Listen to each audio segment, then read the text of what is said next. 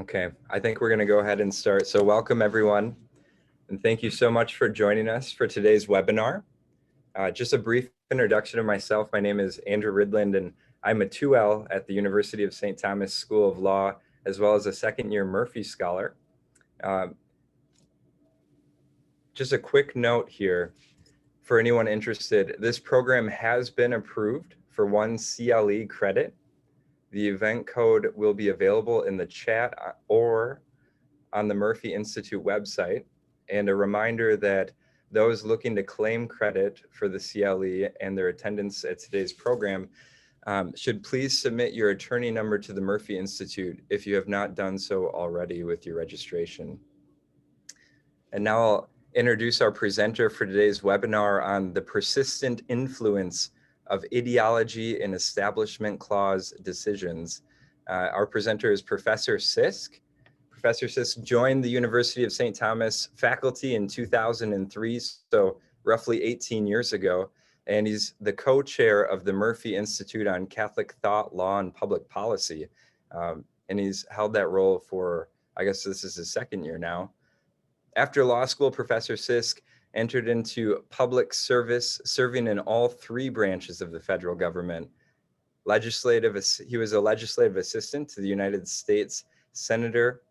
He was a law clerk to a judge on the United States Courts of Appeals for the Ninth Circuit and an appellate specialist with the United States Department of Justice.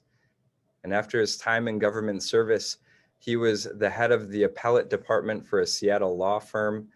And as an appellate attorney, Professor Sisk has handled appeals cases before 10 of the 13 federal circuits. It's pretty impressive. And Professor Sisk, prior to coming to St. Thomas, was a professor at Drake University. And now at St. Thomas, he teaches professional responsibility, civil procedure, and litigation with the federal government. And that last one is particularly an area of specialty for him, aside from any Sunday night football commentary on the Packers. So without further ado, I want to hand it over to Professor Sisk. Thank you. Thank you, Andrew. I'm going to share today the latest results of an ongoing empirical examination of religious liberty decisions in the federal courts. This is a project that I partner with Michael Heiss at Cornell Law School. And this is the 3rd decade of decisions that we're exploring, and I'm going to share those results with you. I plan to speak for about 25 minutes, so that will leave plenty of time for questions afterwards. And at this point, I'm going to share my screen.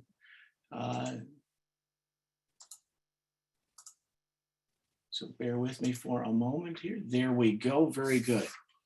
All right. So as I'm going to explain here in a moment, and I'll include some charts and additional information, we have found in this 3rd decade of the decisions that we have studied a persisting influence of ideology in Establishment Clause decisions made in the federal courts. At the same time, we might take some comfort from a systematic narrowing of that partisan gap in this most recent 10-year period. For 1996 to 2005, the previous period that we looked at, we had found an Establishment Clause claimant's chances for success in the federal courts were approximately 2.25 times higher before a judge appointed by a Democratic president than one appointed by a Republican president. By this 3rd period that we are now looking at, and the results of which I'll share today, which is 2006 to 2015, that Establishment Clause claimant's advantage before a Democratic appointed judge had fallen to about 1/3 higher than before a Republican appointed judge.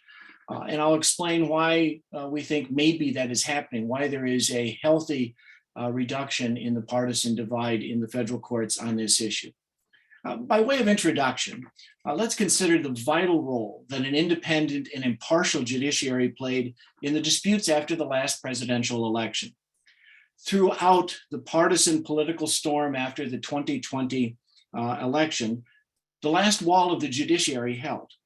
In the federal courts, Donald Trump faced defeat after defeat. dozens of times. Judges appointed by presidents of his own party, including judges appointed by President Trump himself, rejected the claims that he and his supporters raised. Judge Stephen Bibas of the United States Court of Appeals for the Third Circuit, appointed by President Trump, wrote for a unanimous appellate panel that, quote, calling an election unfair does not make it so. Charges require specific allegations and then proof. We have neither here. Judge Brett Ludwig of the Eastern District of Wisconsin, also appointed by Trump, described the matter before him as an extraordinary case in which, quote, a sitting president who did not prevail in his bid for re-election has asked for federal court help in setting aside the popular vote based on disputed issues of election administration. Ludwig declared that the court had, quote, allowed the plaintiff to make his case and he has lost on the merits. He observed that Trump had asked that the rule of law be followed and concluded, quote, it has been. On these points, the federal judges were in bipartisan agreement, or more accurately, they were in nonpartisan accord. An analysis in the Washington Post reported that, quote, the dozens of opinions serve as a resounding reaffirmation of the judiciary's nonpartisan commitment to basic principles of reason, fact, and law. Now, those of us who are members of the legal profession are justifiably proud that the federal courts held the line against frivolous legal arguments and unsupported factual assertions designed to reverse the presidential election. At the same time, we should also, in all fairness, acknowledge that the court wall does not always stand unbroken. Having been reminded that a nonpartisan judiciary is essential to preserve the rule of law in our country, we should be all the more distressed when we observe federal judges retreating to partisan corners on another matter. In the traditional American understanding of constitutional democracy, judges are to be independent and stand apart from the political branches. They should be dedicated to resolving disputes through an impartial application of neutral principles of law. Benjamin Wittes describes this as, quote, the civic expectation that judges will behave like judges. In particular, we want judges to separate themselves from political cohorts, being clothed in the impartial robe of the judicial role. Judges, of course, remain human beings who bring life experience and individual values to their work. But at the same time, the simple but powerful idea remains, as Professors Neil Devins and Allison Larson well say, that, quote, partisan loyalties fade away after investiture to reveal a judiciary of men and women bound together by collegiality norms and the rule of law. For these reasons, any substantial trace of partisan ideological influence on judicial decisions should be jarring, even accepting that such subjective influences cannot be cleansed away wholly simply by ascension to the federal bench. And alas, decisions in the federal courts on challenges to government action under the Establishment Clause of the First Amendment illustrate the persistence of ideological influence, and one that we have documented previously as well. The first clause of the First Amendment to the United States Constitution directs that Congress shall make no law respecting an establishment of religion. Now, that provision has generated decades of controversy regarding the appropriate role of religion in public life. A complete etiology of what one justice has called the Supreme Court's often puzzling Establishment Clause jurisprudence is not necessary to confirm the unsettled state of the law. Indeed, as Professor Stephen Smith has bluntly reported, probably the most common adjective used in descriptions of the contemporary jurisprudence of religious freedom is incoherent. Now, this long and winding road in Establishment Clause cases began with the case of Lemon versus Kurtzman, in which the Supreme Court articulated a three-part test for determining whether a government has violated the Establishment Clause. First, the state must have a secular purpose. Second, its principal or primary effect must be one that neither advances nor inhibits religion. And finally, it must not foster an excessive entanglement with religion. Over the decades, this strictly separationist lemon test has unraveled, and it came to resemble, as Professor Stephen Jay puts it, a Rorschach test, a constitutional Rorschach test, reflecting the often contradictory constitutional views of different observers. In a decision rendered just past the midpoint of our most recent study, an en banc majority of the United States Court of Appeals for the Seventh Circuit concluded that a public high school had violated the Establishment Clause by holding commencement ceremonies in a local church. The local church had been chosen because it offered a larger and air-conditioned venue that the public school did not otherwise have available. And in dissent, Judge Posner described the Supreme Court's case law on the Establishment Clause as, quote, formless, unanchored, and providing no guidance. In recent years, the jurisprudential debate on the Establishment Clause has continued between what Professor Patrick Gary describes as two basic opposing positions.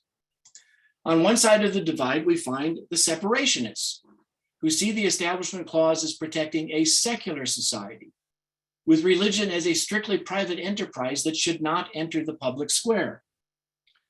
On the other are the accommodationists, who believe the Establishment Clause serves to protect religious liberty and support a thriving religious pluralism in the public square, permitting the government to accommodate religion's historic public presence.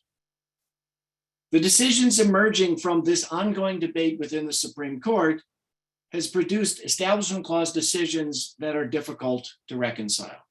And that's what sets the stage for the problem that we're discussing today. For the 10-year period of 2006 to 2015, we examined decisions made by judges of both the Federal Courts of Appeals and the Federal District Courts involving challenges to government action as violating the Establishment Clause.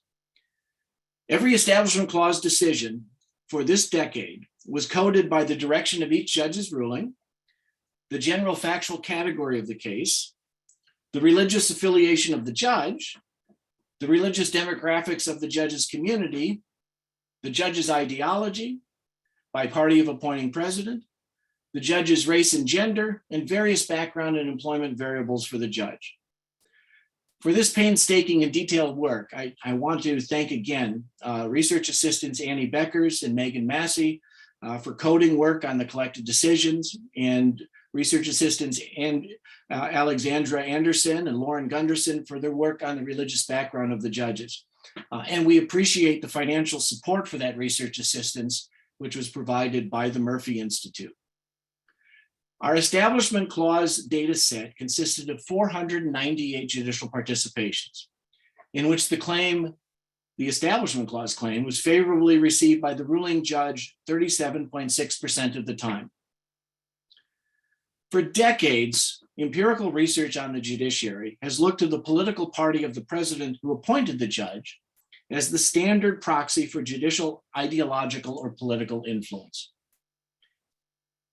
In our study of the Establishment Clause decisions in the lower federal courts for 2006 to 2015, holding all other variables constant, Democratic appointed judges were predicted to uphold claims challenging government conduct on Establishment Clause grounds at a 45% rate, while the predicted probability of success fell to 33% before Republican appointed judges. Thus, the jurisprudential schizophrenia that has so long characterized Establishment Clause doctrine continued to leave room for a troubling emergence of ideological differences among federal judges. There is, however, good news, indeed very good news. While the ideological influence persists, there is a narrowing of the partisan gap in this most recent 10-year period for our study. For the earlier 1996 to 2005 period of study, we had found an Establishment Clause claimant's chances for success were approximately 2.25 times higher before a judge appointed by a Democratic president. But by the 2006 to 2015 period, the Establishment Clause claimant's advantage before a Democratic judge had fallen to only about 1/3 higher than before a Republican judge. Now, as shown in this figure, and again holding all other independent variables constant, the predicted probability for this period that a Republican appointed judge would vote to uphold an Establishment Clause claim was 25%, while the probability that a Democratic appointed judge would uphold the claim was 57%, a margin difference of 32%. By comparison, this most recent period, 2006 to 2015, the predicted successful outcome before a Democratic judge had fallen to 45%, while it had risen before a Republican judge to 33%. The margin of 12% shows a systematic reduction, approaching 2/3 from the earlier period. So, having previously described the Supreme Court's Establishment Clause jurisprudence as a case of judicial malpractice, our question remains whether the legal physician's healing powers are beginning to defeat the political disease. The systematic reduction in the margin of the partisan judicial divide on Establishment Clause outcomes may be a sign of a healthy, nonpartisan recovery. And we also have empirical evidence to suggest that this is because of a steady clarification and tightening of the Supreme Court's Establishment Clause doctrine, which is beginning to have a meaningful effect in the lower federal courts. Beginning during the 1996 to 2005 period of study and extending into the 2006 to 2015 period, the Supreme Court is shifting away from non-deferential and open-ended balancing tests for evaluating government interaction with religion, and they are moving towards rule-like guideposts combined with deference to the political branches. For our most recent study of the 2006 to 2015 period, a particular Supreme Court variable proves to be most significant. This confirms the continuing importance of rule of law factors in Establishment Clause decisions. The variable for the Supreme Court's 2012 decision in Arizona Christian School Tuition Organization versus Winn was significant at the 99% confidence level.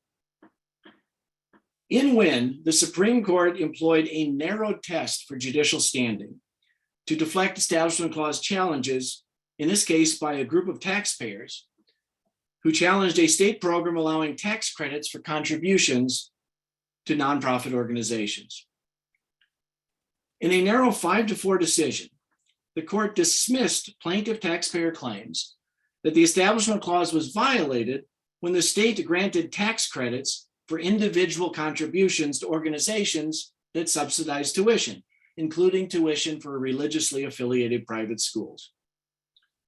The court observed that any funds received by the religious schools was because of the decision of a taxpayer to contribute to that organization. And so the court emphasized that the case involved private action rather than state activity. In the majority's view, this distinction between government expenditures and tax credits refuted the assertion of standing by the complaining taxpayers. In many ways, Winn was a landmark decision that meaningfully redirects Establishment Clause jurisprudence. And our empirical evidence shows it's having a dramatic effect on the lower federal courts. So in this figure, once again, holding all other independent variables constant, our best estimate was that the success rate for Establishment Clause claimants fell from about 60% to only about 16% after the Supreme Court decided Winn. As the figure illustrates, this impact is quite dramatic, a decline of more than 40 points, or nearly 3/4. So, in conclusion on this point, the Supreme Court's change of course in Winn appears likewise to have changed the course of Establishment Clause decisions in the lower federal courts. No other factor that we have explored in our empirical studies has produced such a marked change in predicted likelihood. This single precedent may prove to have been a game changer for Establishment Clause decisions in the lower federal courts. Interestingly, and maybe counterintuitively, our study also suggests that an increase in secularity in society may not inevitably result in opposition to general acknowledgement of religion in public life. The number of Americans with no religious commitment or affiliations, frequently called the nones, has increased over recent years. And this democratic change is now reflected among federal judges as well. Now, while perhaps not surprising, we found that Catholic judges were significantly more likely to reject an Establishment Clause claim. We also found evidence that non-religious judges were also more likely to turn aside church and state complaints. For this most recent set of cases from 2006 to 2015, these two judicial religious background variables emerged as significant. Both Catholic judges and non-religious judges were significantly more likely to reject an Establishment Clause challenge to government interaction with religion. As shown in this figure, for the 2006 to 2015 period, again, holding all other independent variables constant, our best estimate was that the success rate for Establishment Clause claimants before a Catholic judge was about 30%, while that predicted success rose to about 42% before a non-Catholic judge. And one of the most remarkable findings in our study, which is unprecedented in empirical exploration of federal court decision-making, judges with no religious affiliation were significantly associated with the outcome on Establishment Clause decisions. And even more intriguing, the direction of influence was not in favor of insisting on greater secularity in public life. Rather, non-religious judges, those so-called nuns, were significantly more likely to reject an Establishment Clause claim. Far from being a force for secularization on church and state separation side of the religious liberty disputes, our study suggests a disaffinity by religiously unaffiliated judges for Establishment Clause objections. Holding all other independent variables constant, our best estimate was that the success rate for Establishment Clause claimants before a non-religiously affiliated judge was 25%, while that predicted success rate rose to 40% before all other judges, that is, judges who had some religious affiliation. So I said that this was counterintuitive. Let's think about why this result might be so. Consider the theme of expansive, one might say radical, equality and egalitarianism as being a signal characteristic of the so-called nuns. Now, to be sure, the nuns would tend to vigorously oppose an exemption for a traditional religious believer on the Free Exercise Clause from a law prohibiting discrimination in commercial services on the basis of sexual orientation. But when we look, as we are here, at the Establishment Clause, they might accept equal inclusion of religious entities, among others, in receiving government benefits or allowance of tax credits. Moreover, not being party to the interreligious conflicts that have run throughout history among Catholics, Protestants, and Jews, the nuns might be less likely to take offense from government acknowledgement of Christianity's previously dominant place in American culture, such as through celebration of Christmas as a holiday or public displays of Christian imagery during that season. In other words, while radically egalitarian and thus opposed to any departure from equality norms, the nuns should not be viewed as automatically assuming the historical role of religious minorities who traditionally have demanded expungement of religion from every aspect of public life. When it comes to religious symbolism appearing in the public venue, or religious groups having access to public benefits on equal terms with everyone else, the nuns may be indifferent or even accepting. Professor Mark Mosadian calls the nuns spiritual independents. And this may mean that they are not readily conscripted to a militantly secular view of the public square. So perhaps those who stand outside of the traditional battles among religious believers, that is, those who are not embedded in the historical tensions among Protestants, Christians, and Jews, may be less likely to be offended by the inclusion of religious entities in public programs or a religious reference or icon in a public setting. So perhaps, just perhaps, a diverse and tolerant secularity may help lower the temperature on some religious disputes in public life. Thank you. And with that, I'll stop sharing my screen and invite Andrew to return and share your questions with me.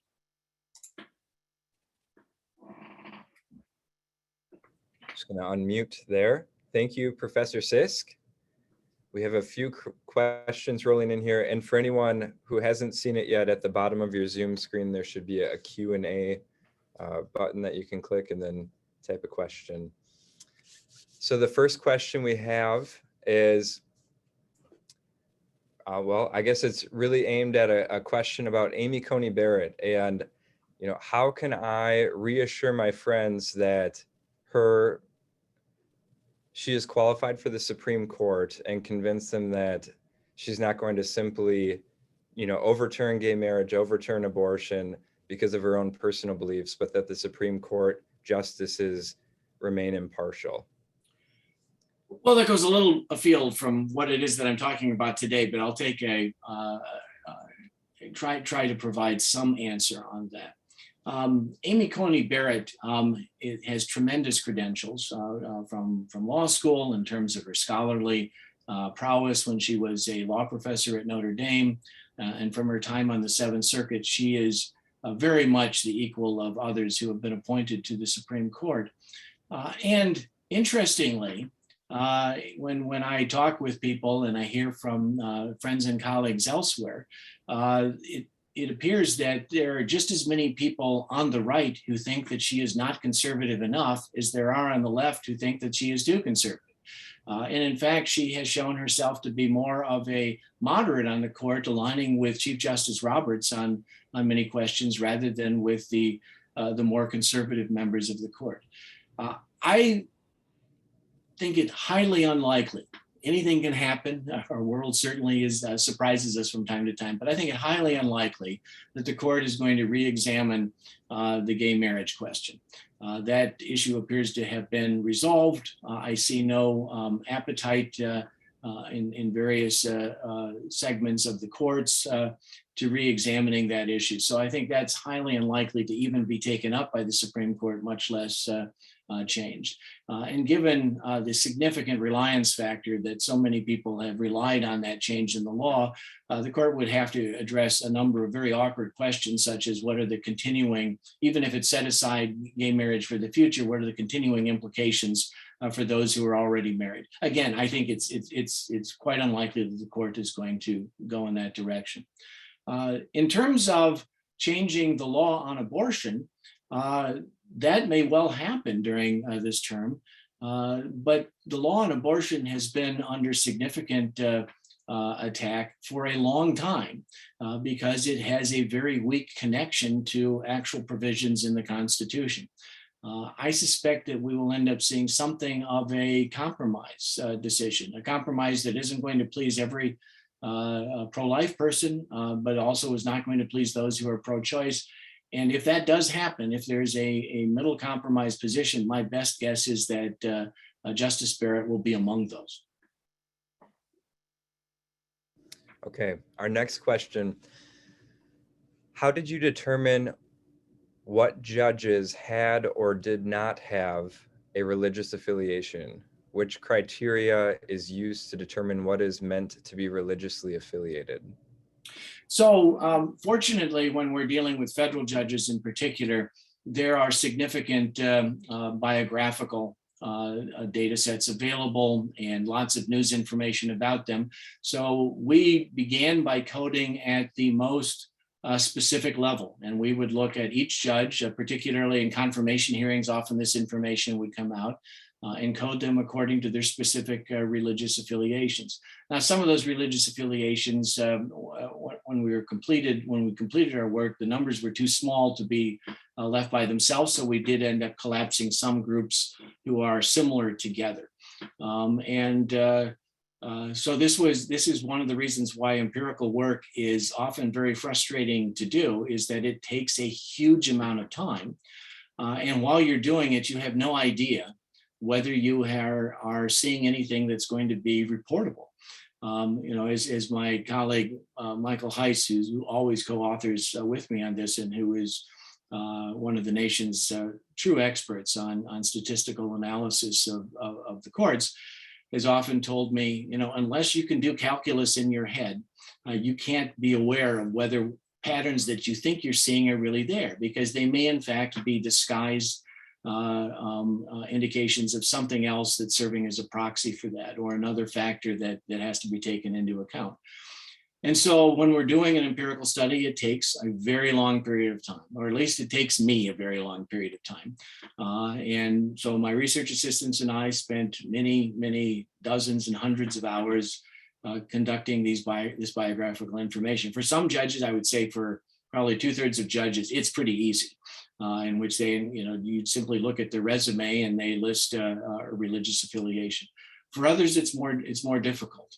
And we have discovered over time that there are more and more judges who do not denote any religious affiliation. And because judges are asked so many times about all of their connections with organizations during the process of being nominated and confirmed by the Senate, if they persistently refuse to acknowledge any religious affiliation, we think that's a pretty good indication that there is not one.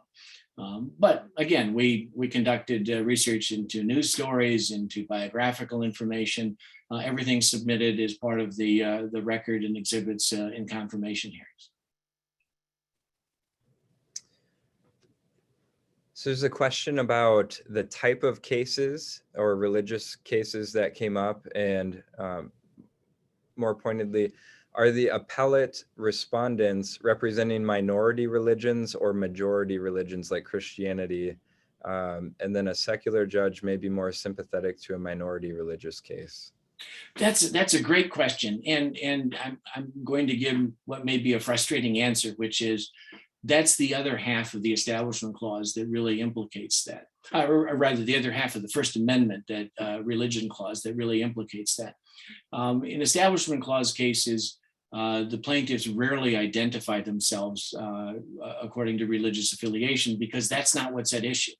They're not asking for an accommodation of their religious views. They're arguing that there should be no religious acknowledgement in public life. And sometimes they come from a religious perspective, sometimes they do not, but frequently there is no identification by the plaintiff as to what their particular religious perspective is. That's quite different in free exercise cases. And so in free exercise cases, my best answer to this is stay tuned. That's the project we're working on right now, where we've just completed our analysis of the free exercise cases, in which we have coded the plaintiffs by their religious affiliation. So we have not only the religious affiliation of the judges, but the religious affiliation of the claimants. And that's an important part of our examination. So when we looked at the prior period of 1996 to 2005, and this article is available in the Iowa Law Review, we found that the religious affiliation of claimants on free exercise cases that suffered the greatest disadvantage was Muslim Americans by a really dramatic amount. And we suggested that might be something of a 9/11 impact carrying over into those cases. Thus far, the evidence suggests that disadvantage has declined with respect to Muslims. In fact, we're finding that the traditional disadvantages of certain religious groups in free exercise cases appears to be fading away. The Supreme Court's increasingly robust view of free exercise claims is making it more likely that those from a variety of different religious backgrounds succeed on free exercise. But I have to acknowledge we haven't finished that part of the study yet. We expect to have that done and ready to share early next year. So this question is about the Establishment Clause itself, and a statement was made that it has two parts: the anti-establishment and the prohibition on laws against free exercise. I would expect political bias to vary by which half of the clause was under review. Why were they lumped together? Well, they're not lumped together. The distinction that the questioner is asking is, again, the distinction between the Establishment Clause part of the First Amendment and the free exercise part of that. And we treated them separately. This is the report on the Establishment Clause side of things, and the free exercise side of things is coming forward. The questioner's instincts, I think, are correct, that the political effect may be different depending on which part of the First Amendment you're looking at. Looking at this over many years, we have found a rather persistent, and we described it that way in the title to this study, a rather persistent influence of party of appointing president on the Establishment Clause of things. And we have not found that to be the case on the free exercise side of things. Other factors influence the decisions there, and party of appointing president has not been a significant factor there. Our initial exploration this time around suggests that's still true, that while you see this declining, but still there, persistent, but beginning to go down, divide between Republican appointed and Democratic appointed judges on Establishment Clause cases, it does not appear that that is a significant influential variable on the free exercise side of cases. Here's a more general question. Any thoughts on the proposed need to expand the Supreme Court? I think expanding the Supreme Court is it is certainly a constitutionally legitimate thing to do. There's nothing in the Constitution that states the Supreme Court has to be 9 justices.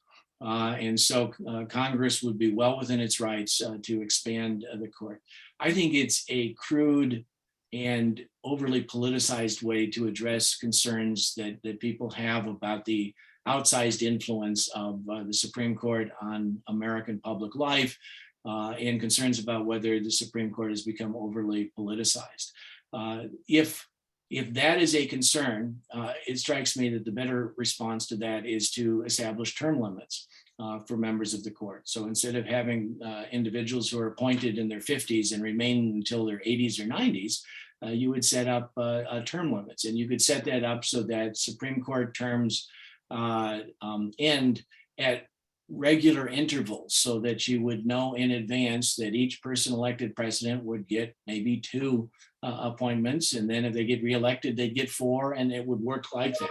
That wouldn't be perfect, because you would occasionally have someone who left the court or died on the court. But again, if you set up term limits, it's less likely that you'd have individuals staying until their very senior years, when they're more likely to die while still in office. Expanding the court will end up being, so who gets all the new appointments, and they're all going to be at one period in time in all likelihood. I think term limits would be a better idea. That being said, I don't think either of those is a very good idea. I think the Supreme Court is actually one of the better functioning institutions in our federal government. And when people are concerned about the political impact that the court has, they tend to be looking at a handful of cases each term and not seeing the overall expanse of the cases that the court decides. There's a lot more agreement. There are a lot more different coalitions that can't be easily divided into liberals and conservatives. So looking at an abortion case, for example, it gives you a skewed perception of the way the court works overall.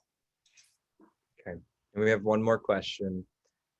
Did you analyze decisions distinguishing between outcomes that ruled in favor of a religious organization versus outcomes against? That too finds its way into our analysis on the free exercise side of things, because while there occasionally are religious organizations that bring Establishment Clause claims, they tend to be raised by others who don't identify religious background. On the free exercise side, we have variables that we take into account for those that involve individual claimants and those that involve institutional claimants, like a church, mosque, or a synagogue. So that is a factor that we take into account on the free exercise side. So in other words, we've got a lot more work to do and a lot more things to share with you. I really appreciate all of those questions, and to know that we have more things to share in the coming months. now we have some more questions, or just one here trickling in. So we'll take this one, and we do have time for a little bit more. So if anyone else has questions, please send them in while Professor Sisk is responding to this question. Do you see any future concerns or risks of administrative legitimacy with public sector employees filing religious freedom claims? With an increase in blending religious practices, how would courts determine how far is too far for a religious accommodation claim under, well, they say under the ADA, but I'm guessing they mean Title VII. Right, although it could come, there's certainly some parallels there. There are those in the past who have pointed to disability as a analogy to a religious background, that when a person is unable to do something because their religious faith tells them they cannot do so, that is in a sense a disability. That just as a person who has a physical disability may be unable to carry forward a particular task, a person who has a religious mandate not to engage in a particular activity suffers from a disability as well. So there are some similarities there. In terms of the question about those who are in a position of public authority, that certainly does raise on the free exercise side some difficult questions. It's one thing to accommodate a private individual who was saying that being required to comply with a particular legal mandate or a particular statute contradicts their sacred obligations. It's another for a person in public office to use a religious basis to refuse to do something that is part of their obliged public duties. If we would step back, though, a little bit and not always ratchet these things up to the highest level of controversy, even there are often accommodations that can be made that do not have dramatic implications. So if there's a particular person in a public office or serving as an administrative individual in a particular setting that feels religiously compelled not to do something, typically there's someone else in the office who's perfectly capable of doing that. And so if you take that into account, you can almost seamlessly move those things around and make it so that the public is not negatively affected by that. So if we would all just lower the temperature some and be willing to recognize that those with whom we most firmly disagree are usually good people who are trying to do what they think is right as well, and look for common ground, a lot of these disputes can be resolved without running into the courts. Great. Well, that concludes the Q&A session. Professor Sisk, if you have any closing thoughts, I'll hand it over to you. Otherwise, thank you all for joining us today. And do remember to send over your, I believe it was attorney number, if you would like credit for the CLE today. Well, I see there was one other question in which someone was unhappy with the term militant secularist. And if you look at the way in which I was discussing that, I was saying very much that is not the appropriate way to characterize the nuns, those who are not religiously affiliated. I wasn't endorsing that description. I was saying that it is not something that we should automatically assume is true of those who do not have a particular religious affiliation. And again, our study suggests that is also not an accurate description of the way in which those who have no religious affiliation are thinking. Now, of course, those who have no religious affiliation are a diverse group of people who cannot all be narrowed down to a particular way of thinking. And maybe there are some whose secularism approaches something that would be somewhat militant. But as a group, what we have seen and what others who have explored the non-affiliated have noticed is a firm belief in equality, an equality that calls for, on the free exercise side, perhaps not very much accommodation to those whose religious views would bring them into a position where they're doing something that others find to be discriminatory. But when we're looking at the Establishment Clause side, that belief in equality could lead someone to say, I think it's perfectly appropriate that a Christian organization can gain advantage of a tax credit that would be available to a non-religious organization. That's a form of equality as well. In terms of concluding thoughts, I appreciate very much people sticking around and listening to what can be, I know, sometimes a dry subject once you're talking about the findings of statistical analysis of the courts. The best use of statistical analysis is to confirm what we already know, but also to find that some of the conventional wisdom is not quite correct. There's an assumption that there is a political divide in religious liberty cases. And to some extent, we've confirmed that that conventional wisdom is correct and deserves attention. And we've tried to explore ways in which perhaps the courts can reduce that partisan divide. But in other ways, we found things that that may be a little bit more surprising. Again, some of this goes to the free exercise side, which we haven't reported yet. So I'm sharing things in advance of our finalization of that part of the report. But there has been historically an assumption that, well, prisoners do very poorly in religious liberty claims. And that's understandable because they're prisoners and you need to have significant security in the prison setting. In fact, we find that's not the case at all, that prisoners do pretty well comparatively with other claimants in religious liberty claims and do better than the average claimant. So taking a look at this allows us to find out how the law is working in reality and not just in theory. The theory is important, and we need to continue to talk about legal doctrine, to reason through what makes the best sense as a normative matter, but we ought to do so in a way with an understanding of what is the real world effect of this, and an empirical analysis helps bring that into play. Again, thank you very much. Thank you all. Have a great day.